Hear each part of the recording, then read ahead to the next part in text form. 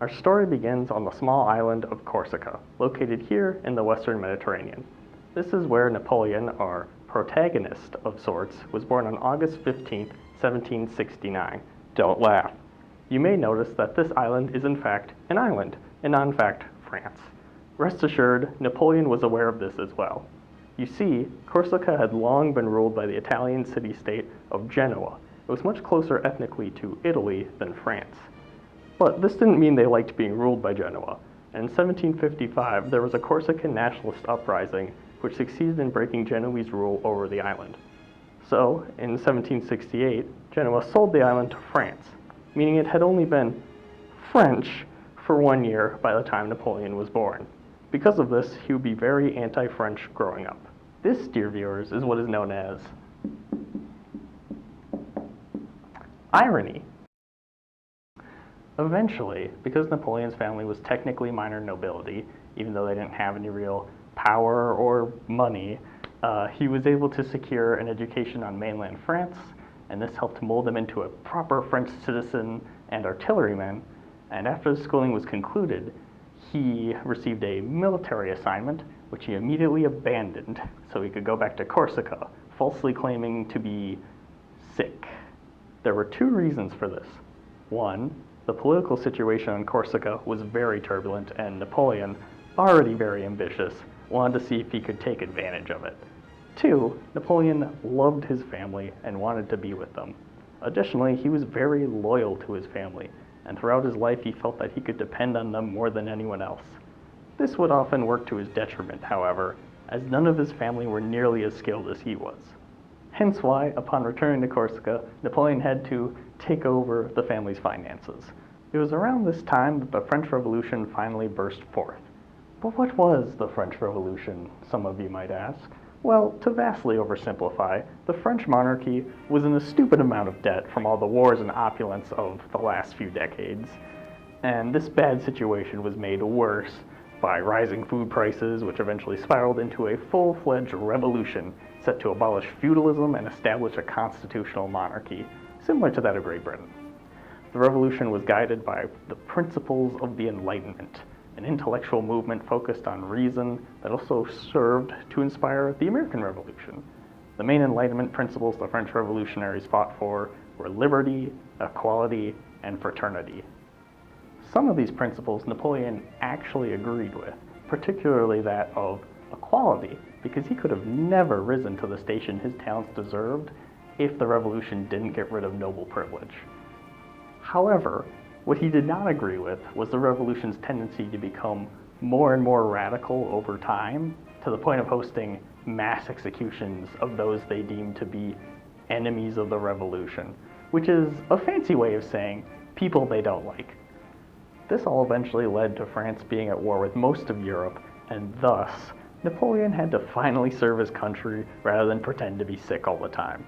As the historian Andrew Roberts put it, having been on leave for 58 of his 99 months of service, and after spending less than 4 years in active duty, Napoleon was made at 24 a general. This will disappoint some of you, but I'm not going to go too in-depth on Napoleon's military campaigns. I will talk about a lot of the general aspects you could find within them, but the actual battles and tactics are not really what I'm focusing on here. When waging war, Napoleon focused primarily on making his forces faster and more flexible in their movements, allowing them to more easily get around and behind his opponents. This also let him focus all his forces wherever he needed them. It's also worth noting that Napoleon was stupidly brave and exposed himself to fatal levels of danger constantly. One case can be seen during a phase of the Battle of Toulon, where he personally led an assault on an outlying fort and was stabbed in the left thigh with an English pike. Lastly, as skilled as Napoleon was, many of his successes hinged on pure luck, like his treacherous journeys to and from Egypt, where he just narrowly avoided getting caught by the British Navy. This happened to the point that he himself said fate was shining down upon him. For a while, this seemed to be true, but eventually, his luck would run out. Anyways, back to our present year of 1796. Napoleon quickly rose through the ranks of the revolutionary military, to the point that he was given command of an entire army in Italy. This ended up being basically the only French army to find any success in the war. Napoleon had so much success, in fact, that he started to become somewhat of a celebrity back in France. This made it very difficult for the government to do anything to oppose or punish him for his frequent and, quite frankly, flagrant disregard for their authority, as they were far less popular than he was. So once that war was won and the peace treaty was concluded by Napoleon, which he did not have the authority to do, the French government decided to send him to conquer Egypt in an effort to mess with British trade. If he succeeded, great. If he failed, he would no longer be a threat to their authority, so it's a win-win. Napoleon, being an avid student of classical history, was overjoyed at this opportunity to go and pretend to be Alexander the Great. He even wanted to try and go all the way to India. He would constantly bring up the fact that he wanted to invade India by way of Egypt and then later on Russia, which besides being just a really strange obsession, ignores the fact that not even Alexander the Great himself was able to go all the way to India before his men mutinied. Napoleon did have success in Egypt, but then he of course tried to keep going and he got bogged down in a siege he could not win, so he decided to pull back and consolidate the land he already held. Not long after, he heard that a new coalition of nations had gone to war with France, and that the government was beginning to falter, so he left his men to garrison Egypt and he went back to claim his destiny, or something like that. Back in Paris, he became part of a conspiracy to overthrow the government. He was only included in this plot because the other conspirators needed military support if they were to be successful. None of them really wanted Napoleon to hold any real power. Despite how scuffed the conspiracy's coup was, and it deliberately taking 2 whole days to complete, it was somehow successful. Also somehow, Napoleon managed to maneuver things so he came out as the most powerful man in the new government. As the man himself put it, "I returned to France at a fortunate moment, when the existing government was so bad it could not continue. I became its chief and everything else followed." With his newfound power, Napoleon then set about reforming French society. These reforms, which were enacted over the course of Napoleon's entire reign, would be absolutely insane in their scope. He personally oversaw the consolidation of all of France's separate regional legal codes into one comprehensive system, later to be known as the Napoleonic Code. This legal code is not only still in use in France to this very day, but it's present in some form in a quarter of the world's current legal systems. Banditry in the countryside was cracked down on, making it safe to travel throughout France for the first time in decades. The rift between the government and the Catholic Church, which had existed since the Revolution, was finally mended, ensuring French Catholics could once again freely practice their faith without much government oversight. Napoleon would later extend religious freedom to Protestants, Jews, and atheists, which was a really big deal for the time. He founded universities which continue to operate today. He also founded a national bank to better finance his wars and reforms. He had the metric system adopted. Property and land rights were guaranteed. He just did a lot of stuff. It's important to understand that throughout his entire life and reign, Napoleon worked with a vigorous energy day and night with very little sleep on even the tiniest of details in running his empire. For example, when he was first given an army command, as well as seeing to the broad needs of his army, he ordered for a corporal to be imprisoned by name because he was off looking for wine when he was meant to be on duty. And it has been claimed by this man, a member of Napoleon's council, that when council members were beginning to tire during an all-night meeting, Napoleon would say, "Come, sirs, we haven't earned our salaries yet." It should also be noted that he was always trying to understand anything that might be useful for him to know, and was always willing to look the fool in front of others for the sake of understanding something. Additionally, he was something of an intellectual himself.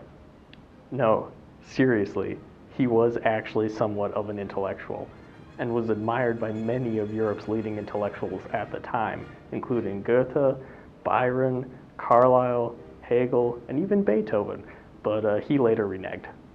All of this sounds incredible, and most of it really is, but unfortunately, I have to deflate that now by talking about the bad stuff. For starters, Napoleon was really sexist, like more than I realized until I looked further into it. He personally viewed women not only as inferior to men, but as machines for producing children.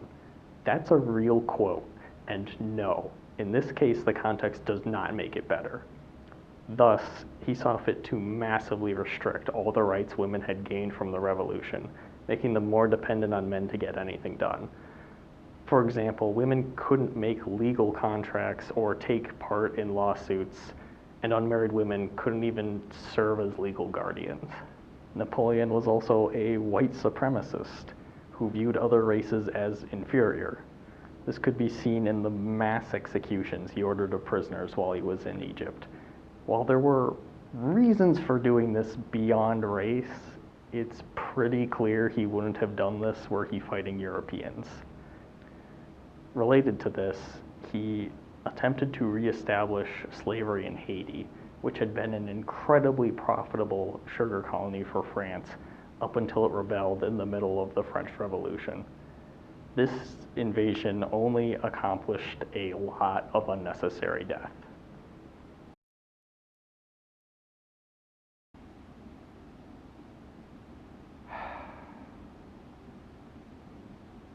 Oh, right.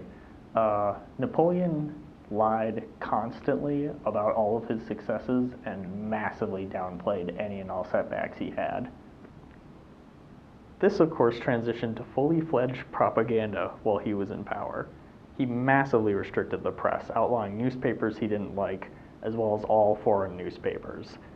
There was this time where assassins tried to blow him up in the middle of Paris, but it failed, and he blamed it on the Jacobins, who were these left-wing revolutionaries, even though it probably wasn't them.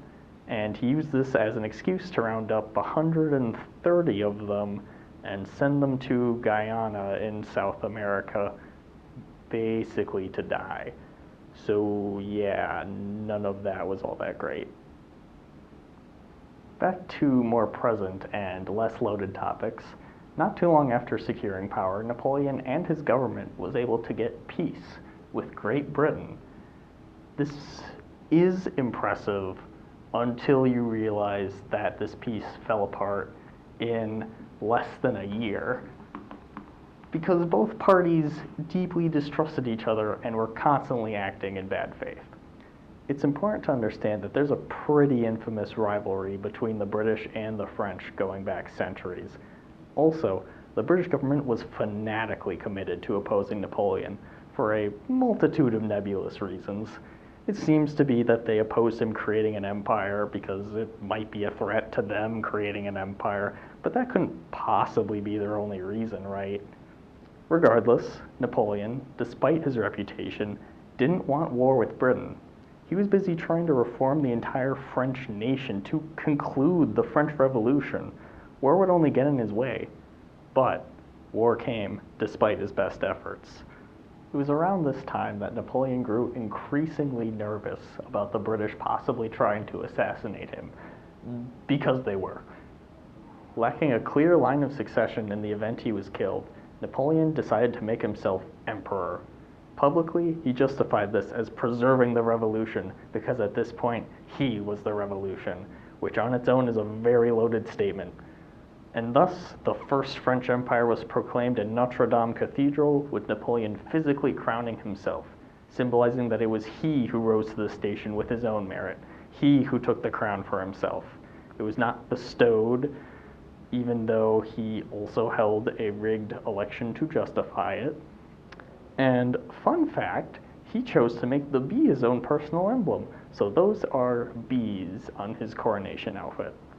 Unfortunately for the first emperor of all the French, his navy, as well as his hopes for an invasion of Great Britain, were sunk at the Battle of Trafalgar in 1805.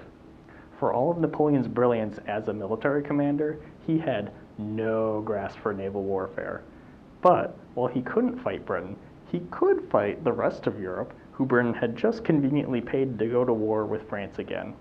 So he made war against another grand coalition, gradually defeating the enemy nations one by one. This campaign saw what is regarded as the greatest of his military triumphs, the Battle of Austerlitz, which I will not be talking about at all.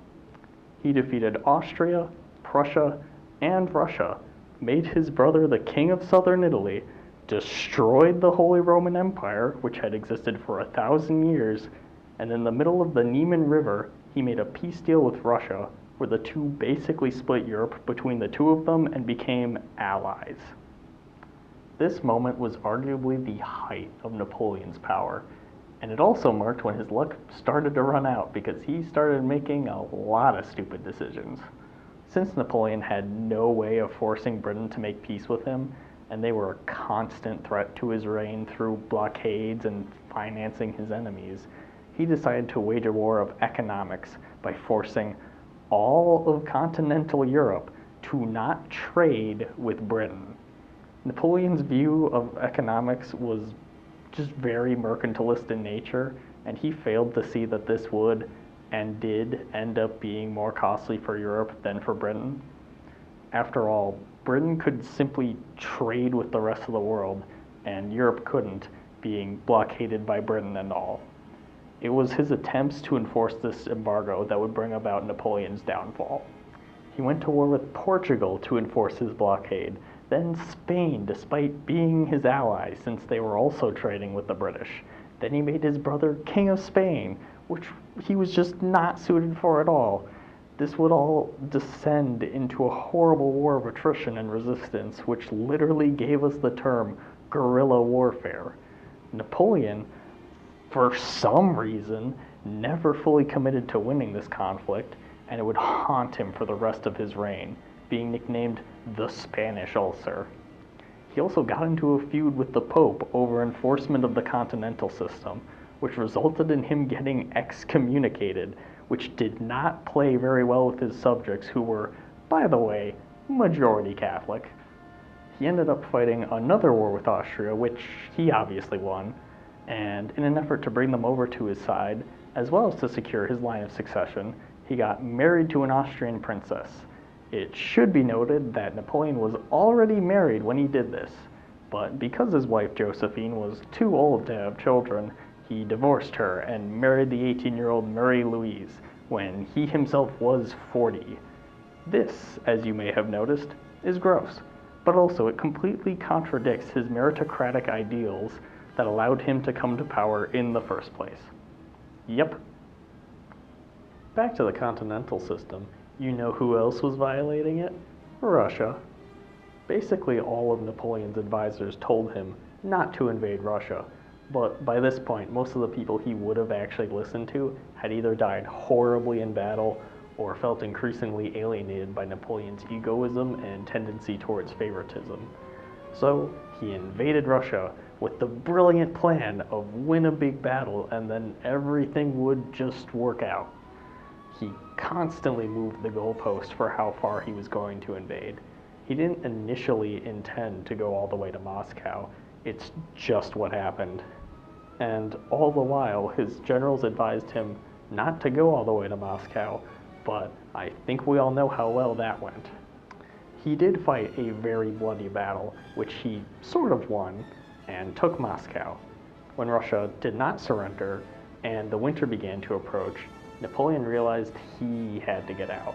Both the invasion and the retreat had been devastatingly costly affairs.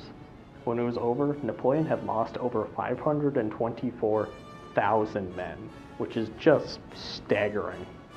It was such a massive, irreplaceable loss of men and material, and did so much damage to Napoleon's image of invincibility that nearly all of Europe decided now was as good a time as any to go and invade France.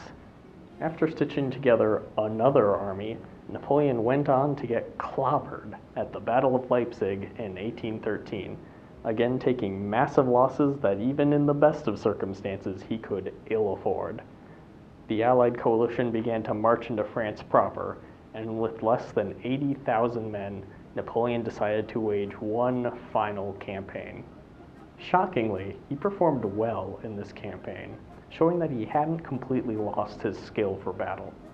But he was still dangerously low on men in time, and once Paris fell, things seemed to be at an end. Then, Napoleon's Marshal Marmont surrendered himself and all of his men to the coalition, so it really was the end this time.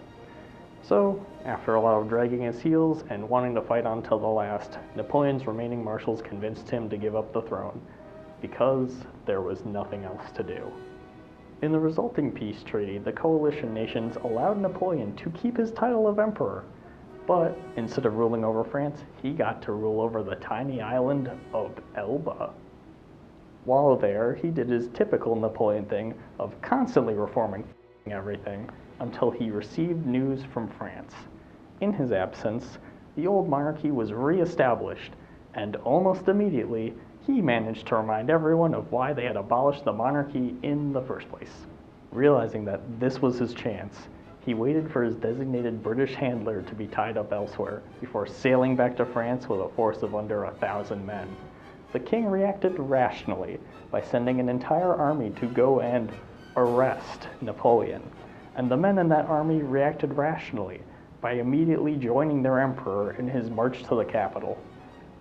This happened several times, actually, and before he knew it, Napoleon was back in Paris and running the country again. While it is true the army wanted him back in power, did the regular people want him back in power? In the middle of all this, the victorious allies from the final coalition had been busy trying to establish lasting peace in Europe when they heard that Napoleon had managed to bungle his way back into power. They immediately branded him an international outlaw and declared war.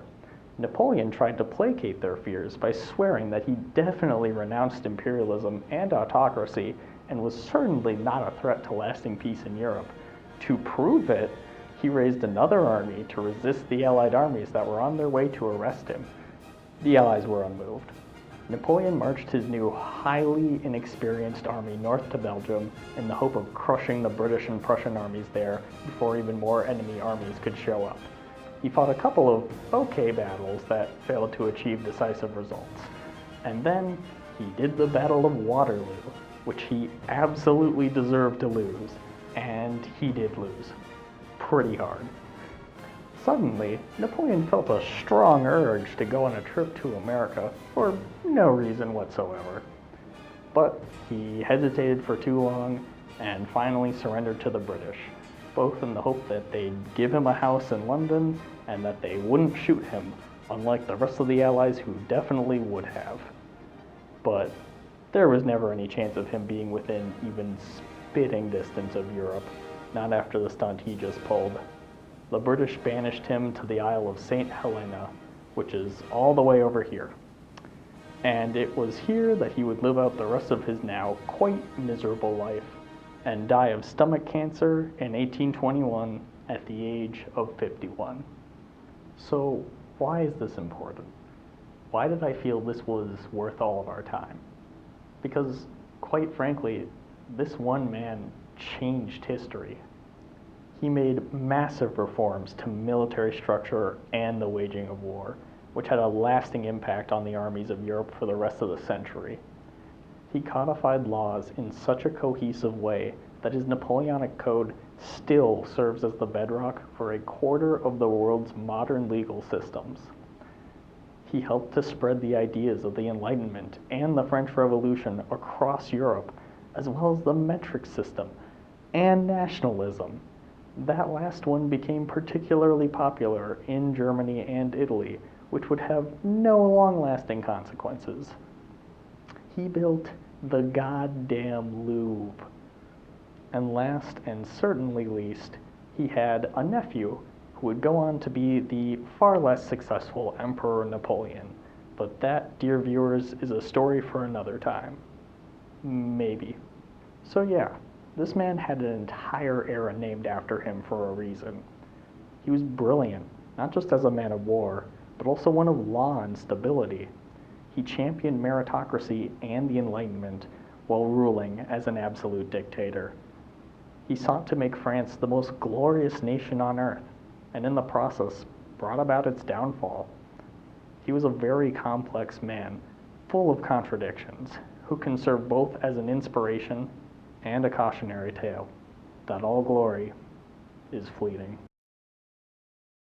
especially if the British convince everyone that you're short.